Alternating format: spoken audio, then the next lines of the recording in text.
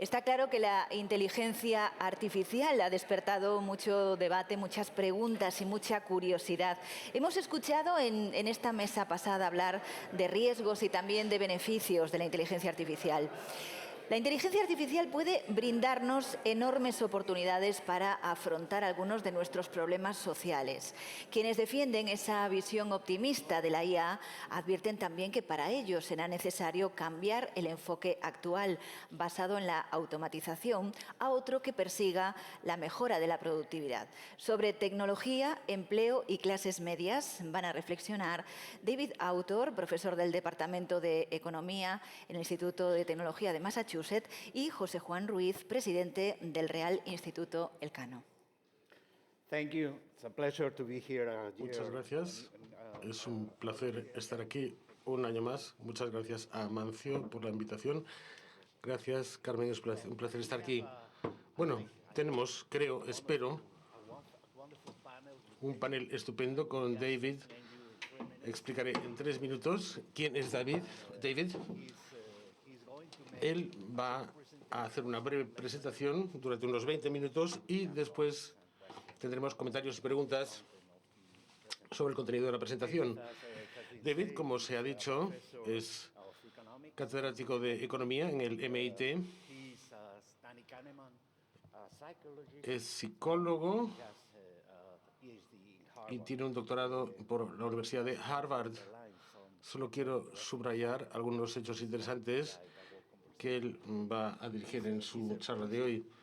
Su tesis doctoral es del 1999 y fue sobre el impacto de los ordenadores en el mercado laboral, la desigualdad y la precariedad. Por lo tanto, podemos decir que estos son los temas que ha estudiado a lo largo de toda su vida profesional, que es muy interesante y muy densa.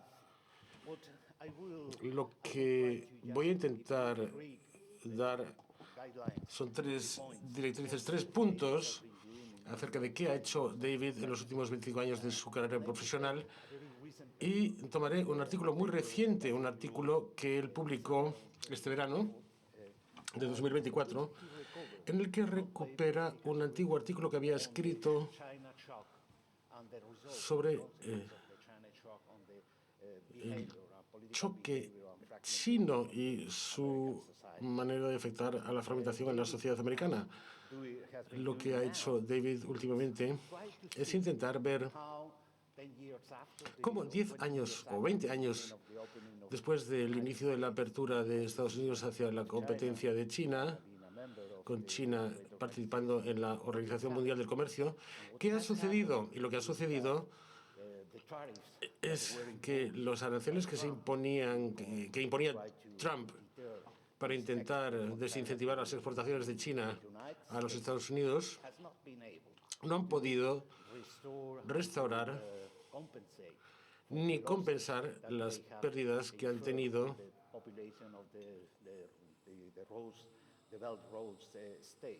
en el desarrollo de Estados Unidos. Han perdido dinero, pero han favorecido una actitud política hacia los republicanos que ha sido uno de los principales activos de la campaña de Trump en las últimas elecciones y quizás en estas también. Traigo a colación este artículo porque creo que es una característica de David que le interesan las personas de verdad, las personas que ha intentado averiguar qué significan las vidas de las personas cuando tienen trabajo o lo pierden, cuando suben o bajan los sueldos, cuando aumenta o no aumenta la desigualdad. Creo que esta es la característica más importante de los artículos de David, el que le interesan las personas reales, las personas normales, y quizás por eso me guste tanto todas las cosas que ha escrito en estos últimos años. La principal conclusión que derivó de estos artículos es que si a alguien le preocupa la polarización política, hay que preocuparse más por la polarización que vemos en el mercado laboral en los últimos 25 años. Lo que está sucediendo en el mercado laboral es que la creación de empleo se concentra en la parte baja de habilidades y en la parte más alta y de las habilidades, y en la parte media, donde están los trabajos de la clase media, los trabajos medios con habilidades medias son los que más desaparecen.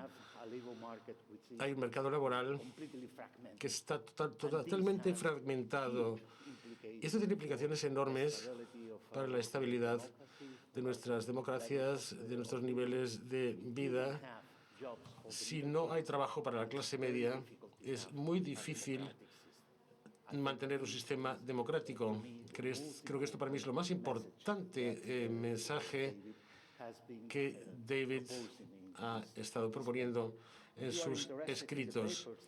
Si les interesan los artículos, recomiendo que visiten uno de ellos, que es el trabajo del pasado, el trabajo del futuro, Work of the Past, Work of the Future, donde estas cuestiones están abordadas muy claramente y analizadas, y creo que va a ser una de las fuentes de preguntas después de las presentaciones. Voy a darle la palabra a David para su breve presentación y luego pasaremos a un turno de preguntas y comentarios. David, es un placer presentarle. Muchísimas gracias. Creo que había unas diapositivas. Muchas gracias, es un placer estar aquí.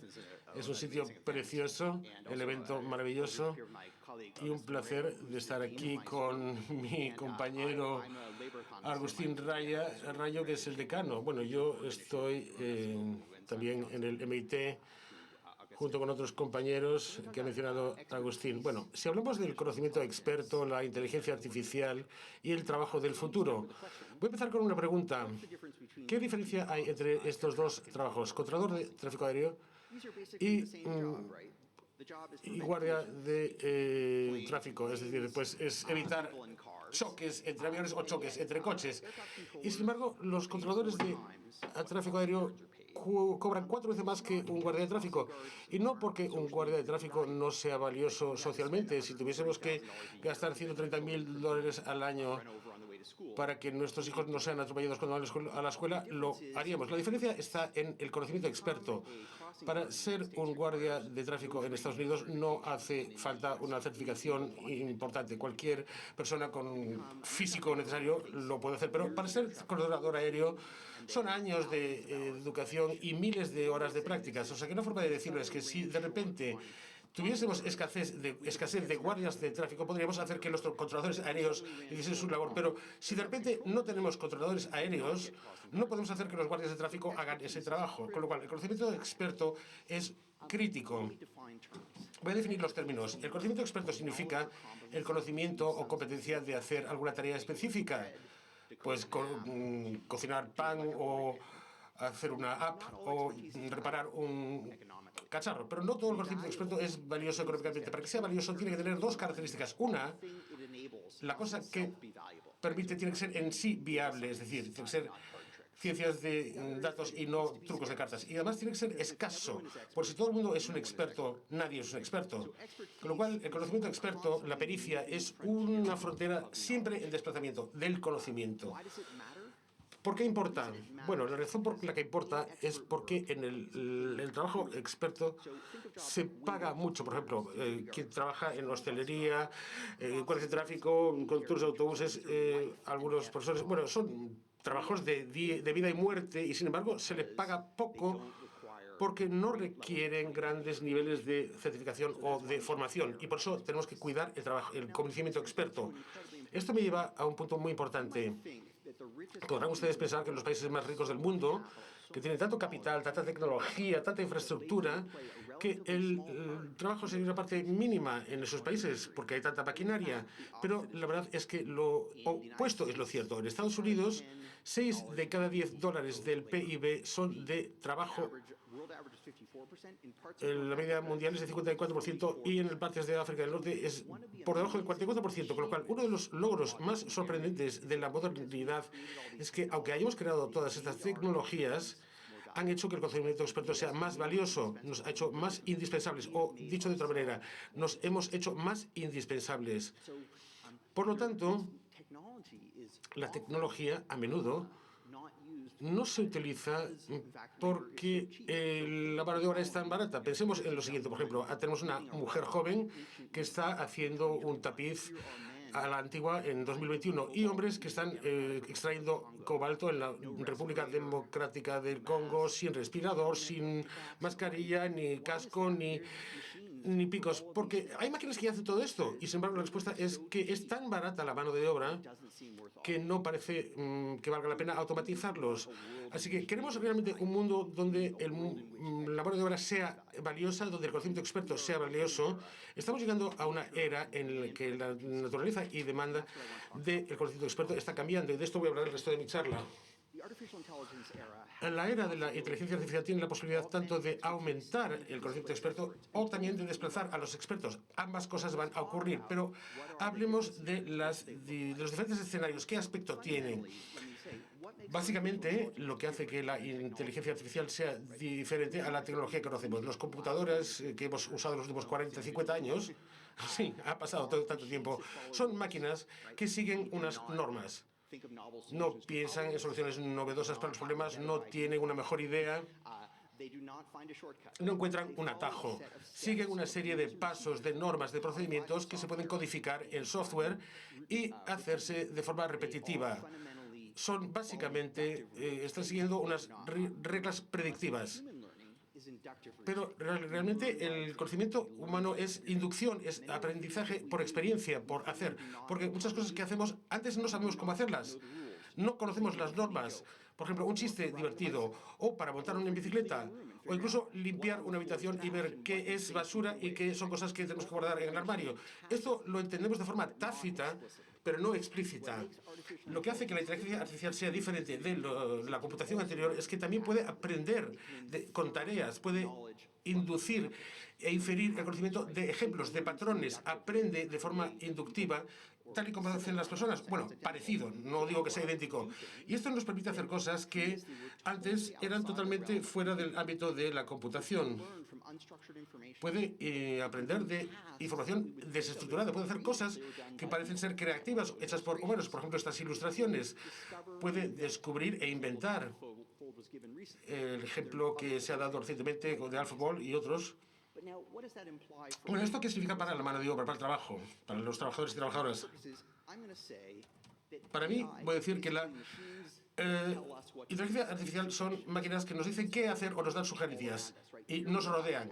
Si tenemos el reloj inteligente que nos dice si parece que hemos caído, o el coche automático, o el procesador de textos nos ayuda o nos ofrece sugerencias para lo que escribimos, son ejemplo de la inteligencia artificial observando lo que hacemos, intentando averiguar los objetivos y haciendo sugerencias para ayudarnos. Bueno, la inteligencia artificial es una herramienta, como han dicho antes, una herramienta como una calculadora o una máquina, o una motosierra. Hay herramientas que hacen que el conocimiento humano experto sea más viable. Por ejemplo, un controlador aéreo sin radar y sin radio, sin GPS, sería una persona que está allí en una torre mirando al cielo. Su labor sería insignificante, inútil, si no tuviesen las herramientas. Las herramientas suelen acortar las distancias entre la intención y el resultado. Traducen el conocimiento experto en acción. Y en muchos casos, el conocimiento que tenemos solo es relevante en el contexto de las herramientas que hemos creado. No había oncólogos pediátricos hace 70 años, no había técnicos radiólogos hace 120 años, no había pilotos antes de que hubiese aviones. Por lo tanto, el potencial de la inteligencia artificial, como otras herramientas, es ampliar el conocimiento experto, la pericia, y permitir el juicio y el conocimiento humanos para hacer una serie de actividades más amplias. Permitir a las personas que hagan cosas que serían más difíciles, pero con menos formación o con la misma formación, y llegar más lejos. Como, por ejemplo, con una persona con una calculadora podrá hacer cálculos que no podría hacer solo con papel y lápiz. Y la inteligencia artificial podría ayudar a tomar decisiones viables que no serían tan buenas sin la herramienta. Pero no todas las herramientas complementan la pericia humana. En 1865 decía que si querías conducir un taxi en Londres había que conocer lo que se llamaba the knowledge, el conocimiento, que era un acto de memorización increíble para aprenderse todas las calles, avenidas, callejones y tal de Londres. Un promedio de 3 años para aprenderse todo eso. Cuando se empezaron con los GPS y se introdujo parar los taxis en la calle, ese conocimiento se hizo irrelevantemente en términos económicos. Porque, bueno, el GPS ya sabe todo. Además, sabe cuánto tráfico hay en cada ruta y eso no se podía memorizar ni aprender. Así que es cierto para muchas tecnologías que, aunque crean demandas para nuevos tipos de conocimiento, pueden también aprovechar el conocimiento creado y hacer que sea irrelevante de un día para otro. Y ambas cosas van a suceder. Es decir, la IA, va a eliminar el conocimiento experto tal y como crea pericia. Así que hay que tomar las cosas muy en serio. Tiene sus partes buenas y sus partes malas. Bueno, un gran peligro de la inteligencia artificial es que puede causar que las personas no usen su propio juicio. Aquí hay un ejemplo. Esto es una imagen de una inteligencia artificial llamada Chexpert, o sea, el experto del tórax. Bueno, el nombre no es muy bueno, pero lo que hace es lee las radiografías y emite recomendaciones. No sé si se pueden ver, pero dice aquí, por ejemplo, aquí, es posible edema y probable neumonía. Esta información se le da al radiólogo y dice, aquí veo algo, y nos dice, sabiendo qué es lo que ve, lo probable que sea. Es una probabilidad siempre. Esto es una aplicación estupenda de la inteligencia artificial, porque no hay normas fijas para leer una radiografía. Son juicios que emite la gente que aprende a leerlas. Y aquí la máquina ayude a desarrollar esta. Y tenemos miles y miles y miles de ejemplos. Y lo hace bastante bien. Así que solo utilizando las radiografías, el software tiene un 65% de lo bueno que son los radiólogos. Pero si combinamos los dos sería mejor, ¿no? Podríamos pensar. Pero de hecho es peor. Los radiólogos van peor con el Chexpert que por sí solos. ¿Por qué? La respuesta, como han dicho otros compañeros, bueno,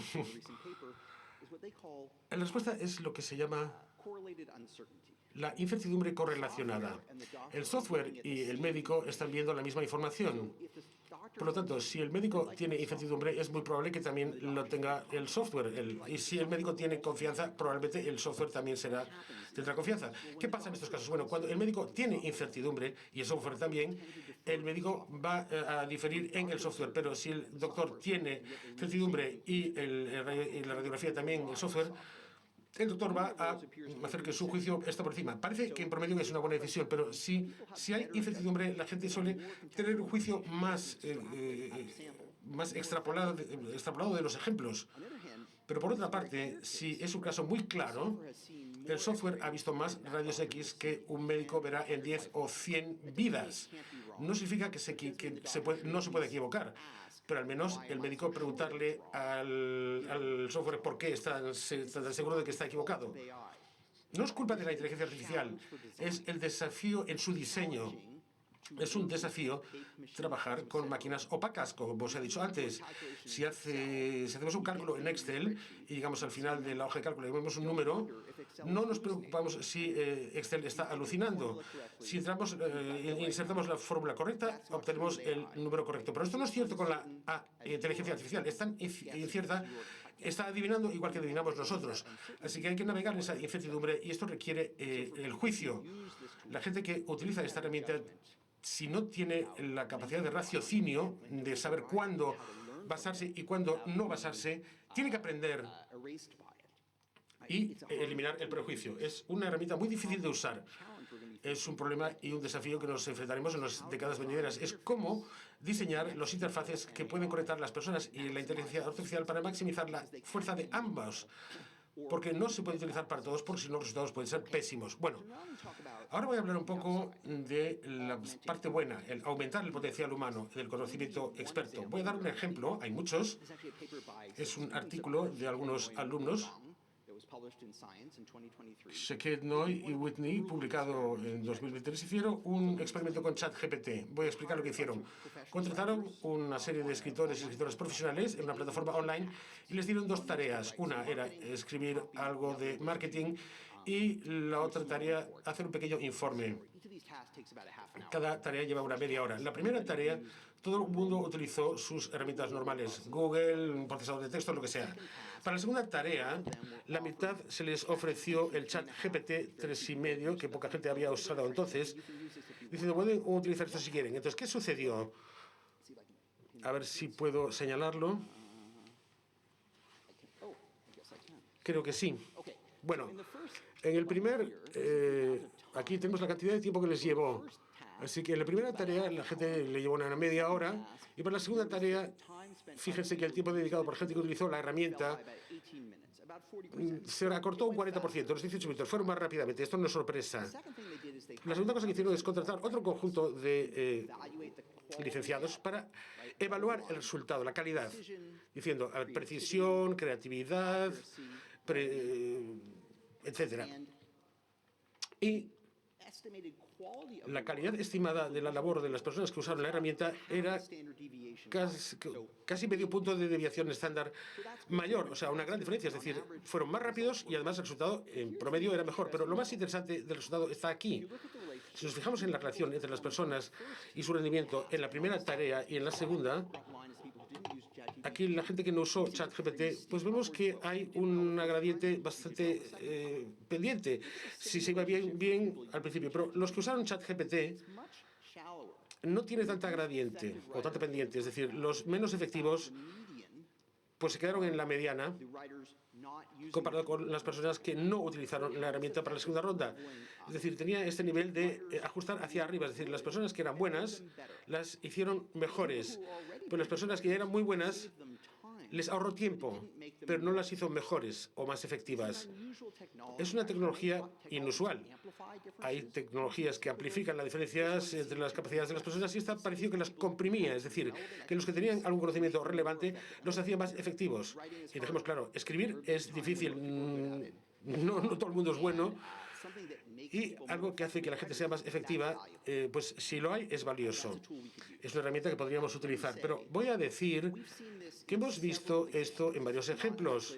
Esto no es un ejemplo aislado, lo hemos visto en tareas de atención al cliente, en desarrollo de software, lo hemos visto también en la escritura profesional, como acabo de decir. Pero no es una ley universal.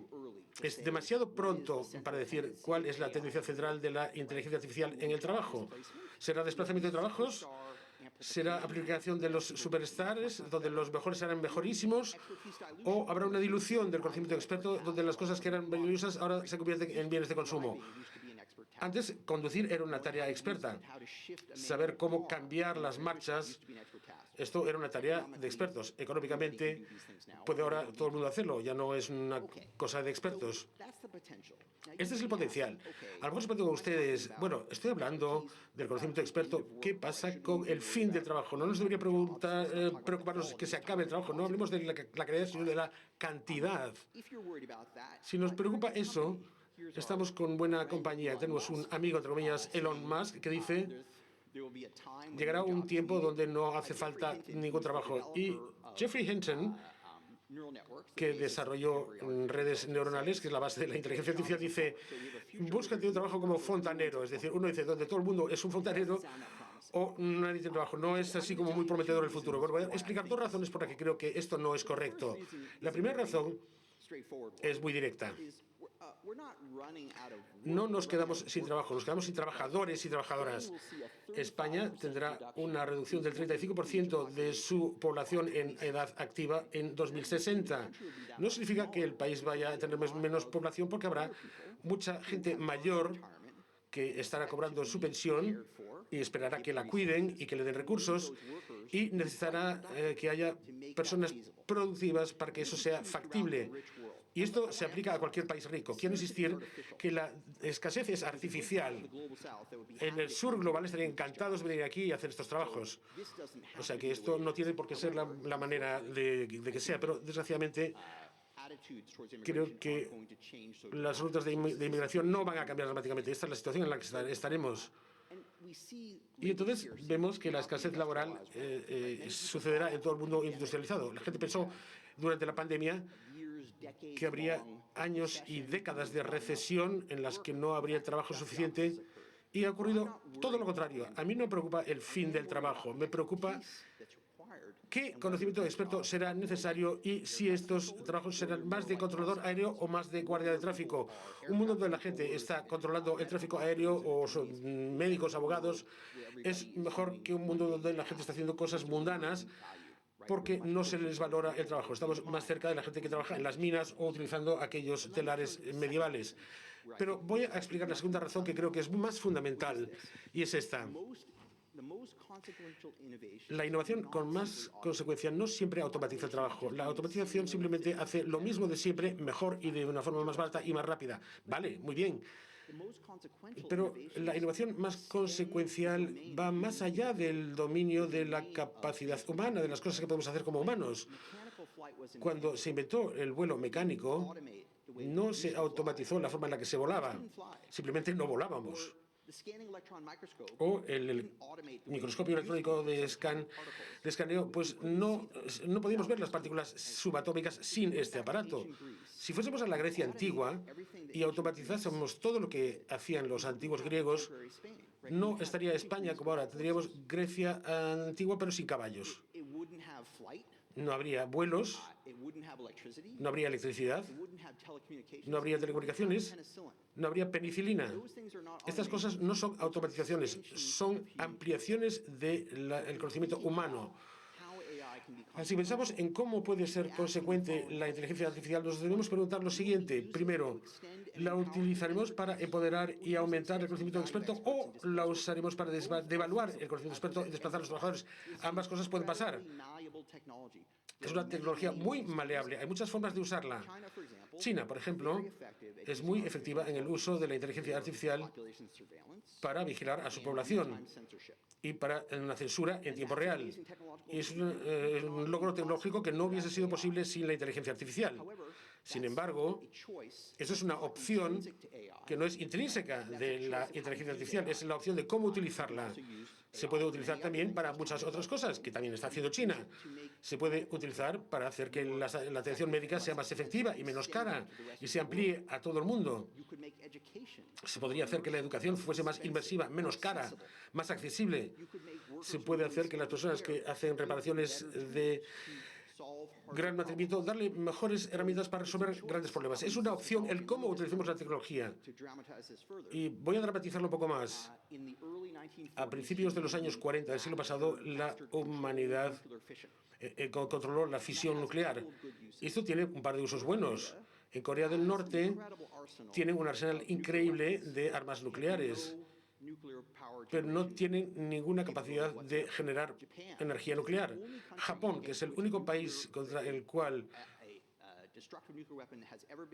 se ha utilizado una bomba nuclear en la historia, no tiene bombas nucleares, pero tienen varias docenas de plantas nucleares para generación de energía. Esas son las opciones de prioridades. La tecnología no lo ha decidido. Corea del Norte decidió una cosa, Japón decidió otra. Si queremos ampliar el conocimiento experto, tenemos que pensar en qué futuro queremos. El futuro no es un ejercicio de predicción, es un ejercicio de diseño. Tenemos que diseñar el futuro en el que queremos vivir. Esto es una oportunidad de I+D, es una necesidad. Tenemos que hacer opciones acerca de dónde invertimos.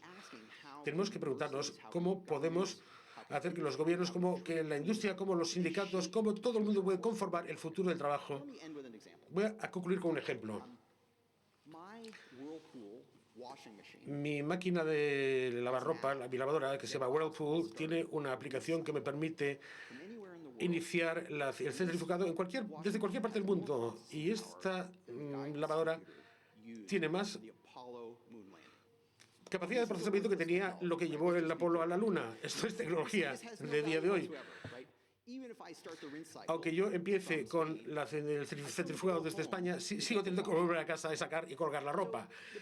La cuestión es, lo que hace que la tecnología sea potente no es que use mucha capacidad de procesamiento, sino que abra una nueva capacidad que nos permita hacer algo que no podíamos hacer antes. No podríamos haber aterrizado en la Luna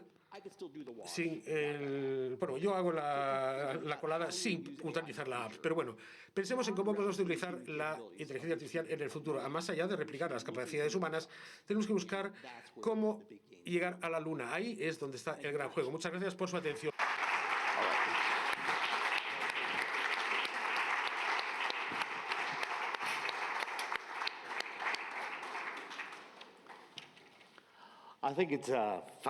Creo que es una presentación fascinante. Muchas gracias, David. Y quisiera empezar con una pregunta, aunque antes no sé si... Bueno, voy a empezar, pero si alguien quiere también levantar la mano, simplemente lo hacéis. Bien, estábamos hablando, nos contabas...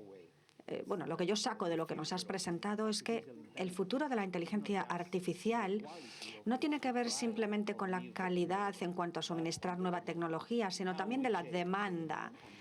Cómo cambiamos un poco esa demanda, ¿no? Y cómo le pedimos a la IA que nos cree, pues, nuevas, lo que sea, actividades o cómo gestione nuestras habilidades.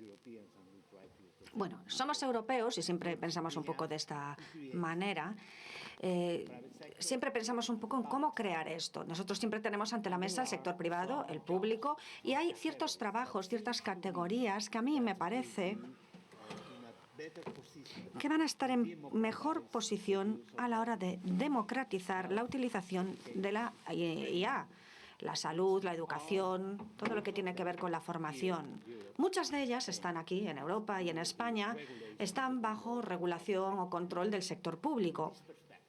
Así que desde esta perspectiva, ¿qué crees que tenemos que hacer para crear esta demanda entre el sector público? ¿Cómo tenemos que hacer? ¿Cómo procedemos? ¿Y cuáles son los riesgos de poner en manos del sector público un diseño tan potente y poderoso de estas capacidades de expansión del futuro para los seres humanos? Bueno, esto no son solo actividades del sector público en Europa, en Estados Unidos también. El 20% del PIB en Estados Unidos se gasta en salud y en educación. Más de la mitad de ese dinero es dinero público. El gobierno paga una enorme cantidad de los servicios sanitarios, aunque sea a través de aseguradoras privadas. Así que este escenario es un escenario de gran apalancamiento para el gobierno, que es muy importante porque no va solo de regulación. Esto es lo que no queremos que haga la IA, o digamos que lo que se trata es de qué queremos que haga la IA. Y cuando le preguntamos esto, tenemos que pensar en cuál es nuestro objetivo. Deberíamos hacer que la sanidad fuese más accesible y menos cara. Deberíamos pues, contratar y coger a toda esa gente que cuesta menos y hacer que sea más eficaz. En Estados Unidos tenemos muchísimas enfermeras con a lo mejor pues grados de máster que pueden diagnosticar, que pueden dar tratamientos, que pueden prescribir recetas, algo que antes solo hacían los médicos. Y esto es un gran avance, algo social, además no tecnológico, que los médicos intentaron parar, por cierto, duramente, pero que se ha llegado a alcanzar. Esto ha hecho el acceso a los pacientes mucho mayor y ha creado además grandes oportunidades de trabajo para personas que tenían, pues, en este momento, pues la ganancia de este tipo de enfermeras, después de varios años en formación, puede ser, en cierto modo, un poco más alto que el de un médico medio. Pero, ¿por qué cuento todo esto? Aunque esto no es una innovación tecnológica, pero estas nurse practitioners, como las llamamos, utilizan muchísimo la tecnología. Utilizan pues historias clínicas electrónicas, software de diagnóstico, distintos software, por ejemplo, que analizan interacciones entre medicamentos y que les dicen qué hacer, qué no hacer, qué prescribir, qué no. Podríamos imaginar un futuro en el que estas enfermeras que pueden diagnosticar y dar tratamientos podrían hacer incluso más cosas.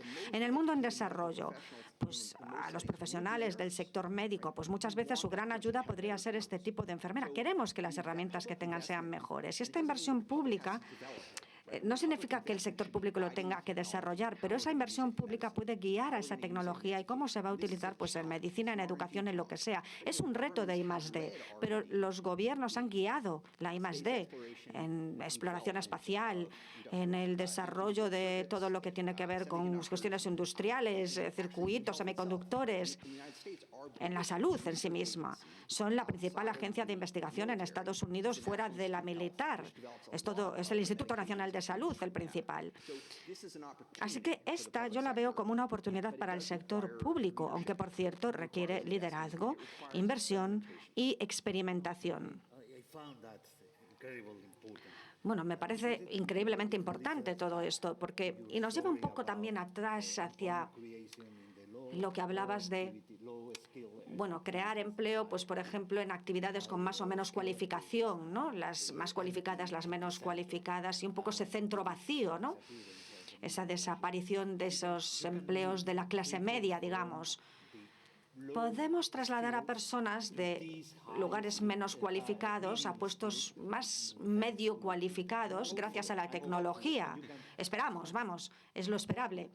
Pero creo que además lo que vamos a necesitar no es solo como una especie de constructo social, sino la confianza de la sociedad en la tecnología y en las personas que van a hacer estas actividades. La confianza de la sociedad en la tecnología se puede conseguir de formas distintas. Si la ven como útil, se pueden fiar. Si se sienten engañados por errores o algo similar, pues les puede ser más difícil realmente confiar en esa tecnología. Pero, ¿qué pasa con las personas? ¿Crees que la sociedad está lista para que haya personas que en el antiguo sistema de capacidades no estén preparadas, no tengan la cualificación para desarrollar una actividad que está exponiendo a riesgo tu vida, por ejemplo, o tu futuro? Creo que ¿cómo creamos esta confianza? ¿Cómo construimos esto? Es lo clave, porque de ahí pues va a haber un efecto y un impacto muy claro en la estabilidad de las democracias. Bueno, yo creo que la gente se fía mucho de la tecnología, quizás más de lo que debería, creo. Mucha gente, por ejemplo, cuando me decían Tesla va a tener vehículos autónomos en Estados Unidos, yo pensé, esto no se va a permitir nunca, o en cuanto haya un accidente, adiós. Pero en realidad no es así. La gente quiere hacer sus propios experimentos para lo bueno y para lo malo. Y muchos de los médicos que utilizan estas herramientas, de hecho, se fían muchísimo, demasiado de ellas. Creo que la cuestión es cómo las utilizamos bien. Hay muchas formas. En la medicina, por ejemplo, la IA puede ser súper útil, no solo para el diagnóstico, también para monitorización, supervisión, predicción, para gestionar historiales clínicos, pero también puede cometer errores. Puede haber datos erróneos que se repliquen a nivel industrial, incluso. Por lo tanto, estas herramientas se despliegan muchas veces sin pensar suficientemente si nos deberíamos fiar o no de ellas. Y esta vuelve a ser un poco el gran reto a la hora de diseñar estas herramientas. Otra cosa muy importante es cómo formar a las personas. En el mejor escenario posible, yo creo que tendríamos a personas educadas, con destrezas fundamentales para, que tenga que ver con reparación, codificación, sanidad, justicia, sistema legal, y extender todas las cosas que pueden hacer, de manera que no se haga solo por parte de personas con un doctorado o similar. Esto es importante, muy importante, porque en nuestras sociedades muchos de los recursos y la renta se va a expertos, a aquellos que están un poco en la frontera, ahí, a la cabecera de la medicina, de la academia, del mundo legal. Y creo que esta no es una situación de todo sana, porque en estas zonas no tienen una gran tasa de crecimiento de la productividad, y creo que si pudiésemos hacer que más gente hiciese parte de ese trabajo valioso, pues estaría bien. Ahora, no para tener costes más bajos, sino mejores empleos para más gente. Esto no significa que cualquier persona pueda hacer esto, no, por supuesto, en absoluto. Estas herramientas necesitan que hagamos un buen juicio, necesitamos permitir que la gente pueda tener espíritu crítico y hacer un juicio adecuado. Si queremos llevar un avión comercial, no simplemente le damos a alguien la llave y le decimos, venga, prueba. No, hay cientos de horas en un simulador aéreo para desarrollar esa capacidad de juicio. Cuando nos formamos para ser médico, no empezamos a trabajar con pacientes vivos. Normalmente trabajamos con simulaciones. que de alguna manera sí gritan, pero es parte del aprendizaje. ¿Qué hacemos para la fontanería, para el trabajo eléctrico, para a lo mejor pues los expertos en radiología? Históricamente todo ha sido muy caro. Solo hacemos este tipo de entrenamiento con aquellas consecuencias que tienen que ver con vida-muerte. Pero ahora tenemos mejores herramientas y podemos simular muchos entornos en los que la gente aprenda de forma inmersiva a través de una forma de probar de forma inductiva, en vez de simplemente aprender a partir de una pizarra y de libros. No es que no nos gusten y no, a ver, lo seguimos utilizando en la clase, por supuesto, pero hay formas mejores. Así que creo que hay oportunidades ahí, aunque esto no va a pasar por sí solo. Requiere investigación, inversión, tener como una visión de qué nos va a traer el futuro.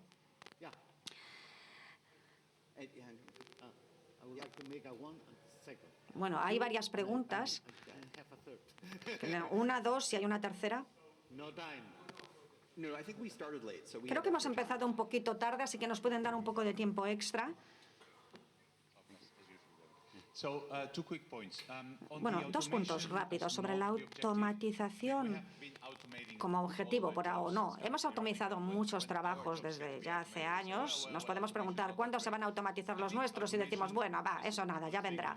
Creo que la automatización está bien cuando hablamos de agricultura y puede estar bien si hablamos de automatizar parte de algún conocimiento experto. Puede no estar mal, pero en relación con esto, creo que has mostrado demasiada fe en el poder de la regulación y de que las políticas regulen estas tecnologías. Algunos de tus ejemplos, China, Corea del Norte, claro, sí tienen la capacidad de regular estas tecnologías, pero yo he trabajado en el mundo de la legislación y esto, bueno, me da un poco de miedo. Creo que muchas de las cosas que podrían pasar si pones mucha presión en todo lo que tiene que ver con regular esto desde un punto de vista político, que se puede automatizar, cómo se va a usar la IA, etcétera, etcétera. Creo que lo que vamos a ver es lo que estamos viendo de alguna manera, pues por ejemplo, en esa huelga en los puertos en Estados Unidos. Los trabajadores ahí nos están diciendo que no quieren nada de tecnología en los puertos porque los está reemplazando en sus puestos de trabajo. No quieren nada. Quieren hacer todo a mano. Si hacemos eso, no vamos a tener crecimiento de la productividad, no vamos a tener progreso. Así que creo, o me temo de alguna manera, que fiarnos demasiado de los políticos y las políticas como, bueno, esa visión, esa guía, etcétera, etcétera, creo que puede llevar quizás con más probabilidad a un progreso sin tecnología, no sé, más que controlar ese progreso tecnológico. No sé si me explico. Hay otra pregunta de Martin. Creo que mi pregunta tiene mucho que ver con lo que se ha dicho. Si te entendí bien, bueno, la presentación ha sido maravillosa, por cierto, pero la idea, en cierto modo, que nos has planteado es que podemos de manera intencionada un poco diseñar la forma en que vamos a utilizar las tecnologías. Y esto tiene mucho que ver con algunos de los libros que has mencionado, en concreto, bueno, alguno de tus colegas, Ella Johnson. Pero yo tengo que decir que soy muy escéptico, y por dos razones, fundamentalmente. La primera, yo tengo una visión de que la humanidad, al final, vamos a hacer todo lo que la tecnología nos permita hacer, incluso matarnos unos a los otros, o incluso especialmente quizás eso. Es una cosa. La segunda cosa, nos has dado algunos ejemplos precisos, como por ejemplo, has hablado de las lavadoras. Bueno, esto se basa en un motor eléctrico. El motor eléctrico se inventó, fue descubierto por Faraday. Y, bueno, esto es un ejemplo muy concreto de cómo hemos puesto en el mercado pues este tipo de ingenios eléctricos en todo lo que podríamos imaginar, en todo lo que se nos pueda ocurrir que pueda encajar este tipo de motor eléctrico, sin límite. Y esto lo hemos visto pues con todo lo que tenía que ver con el desarrollo de la energía de vapor, después el motor de combustión, etcétera, etcétera. Cualquier tecnología como esta, ¿no crees que la utilizaremos de forma acumulativa, con experimentación, competencia, de cualquier forma posible, y nadie va a poder parar eso? Porque no hay razón, realmente, no sé, me pregunto cuál puede ser la razón para que alguien pueda parar esto. Sí. No sé si has tenido tiempo para leer el Reglamento Europeo sobre Inteligencia Artificial. ¿Sí o no? ¿Te ha dado tiempo? Bueno, una parte, no todo, pero... A ver, hay dos cuestiones aquí que son muy interesantes. Vamos a empezar con la de Luis. Están relacionadas, ¿no? ¿Cuánta fe podemos tener en cuanto a cómo guiar la dirección de la tecnología? Bueno, creo que... Bueno, retrocedo un poco. Aunque vamos claramente a ver cómo hacer cosas con tecnologías, tenemos un historial de control mucho mayor del que podemos pensar. Hay herramientas biológicas baratas que ya están ahí mucho tiempo, igual que las químicas, pero no se usan o se usan muy poco. Tenemos tecnologías que pueden tener cierto riesgo todo a nuestro alrededor, en la casa, cuestiones eléctricas, en nuestros coches. Sin embargo, sorprendentemente, hemos conseguido controlar todo esto hasta cierto punto. Cada una de estas tecnologías, podemos decir, la capacidad nuclear, las armas nucleares, bueno, bastante fácil de controlar por el riesgo que representan. Bueno, se me ocurren cosas como, por ejemplo, 2001. Si me preguntases cuál es la posibilidad de que tengamos otro ataque terrorista en nuestra patria, pues que se lleve por delante edificios, infraestructuras a gran escala, yo te diría 100%, porque hay aviones por todos lados, así que podemos hacer esto y no se va a parar. Pero no ha vuelto a pasar en los últimos 25 años, así que, sorprendentemente, así que a pesar de la cantidad de cosas increíblemente peligrosas que producimos día tras día, hemos hecho mucho mejor nuestra labor de control y de mantener todo esto bajo control, mejor de lo que nos podríamos haber esperado. Así que no estoy seguro, pero sí, va a haber abuso en la utilización pues, maliciosa de IA para todo tipo de cosas, sin duda, pero no se trata de parar cualquier ejemplo peligroso y centrarnos más bien, sino en dónde podemos construir capacidad. Claro, lo que dice Luis, yo no quiero que el sector público decida pues, sobre todos los empleos o todas las tecnologías, sí, pero el sector público juega un papel fundamental en la inversión, en incentivar pues, universidades, organizaciones de todo régimen fiscal. A veces pues, también están ahí los sindicatos, a veces de forma constructiva, ¿no? Todo lo que tiene que ver con el mundo del trabajo. Podemos tener demasiado control público o muy poco. Parece que en Estados Unidos tenemos poco, en otros países igual tenéis demasiado, pero yo no creo que deba ser cero. Tenemos un gran reto entre nosotros, de acuerdo, pero tenemos que reconocer que el sector público ha participado y ha estado involucrado en parte de las grandes innovaciones del pasado. Han sido siempre apoyadas por inversión pública, contexto, precios, etcétera. Y no deberíamos pensar, hay esta línea de base a partir de la cual no deberíamos hacer esto. Siempre tendríamos que hacer así. Deberíamos de hacer las cosas pensando. Hay muchos riesgos, sí, pero hay potencial. Así que, bueno, yo también he leído el libro que has dicho y también tengo cierto escepticismo. No creo que podamos decir, bueno, vamos a escoger el futuro que queramos y ese va a ser el futuro que tendremos. No, pero sí que podemos hacer inversiones para llevarnos por la dirección que queremos seguir, aunque pasen otras cosas que no queramos que pasen. Sí, van a pasar a veces, pero aún así. Bien, muchas gracias, David. Gracias.